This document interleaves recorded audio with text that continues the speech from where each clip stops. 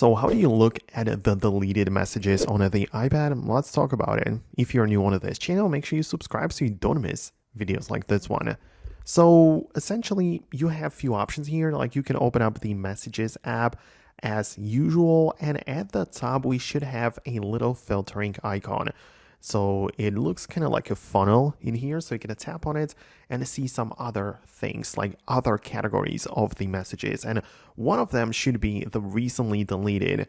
And so, yeah, if you have deleted some messages in the past, they will appear in the recently deleted section where you can retrieve them or permanently delete them. Other section is also spam, where you also might take a look at some spam messages, which are also not part of the main section. Outside of that, you should also know that if there are some messages stored on your iCloud, you can also technically bring them back if you just change the settings.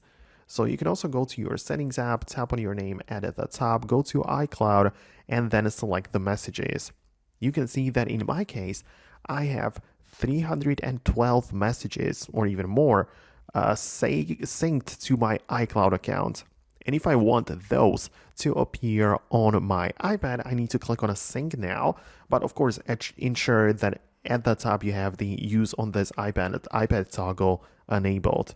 It just means that basically some iCloud messages might not show up on your iPad, but if you enable this, then those messages will be downloaded or will appear on your iPad as well. So hopefully I managed to help you out with this. Let me know in the comments below if you made it work on your device, if you found some messages which you kind of had problem looking or finding. So let me know about that. Thanks a lot for watching and stay tuned for more tutorials by subscribing.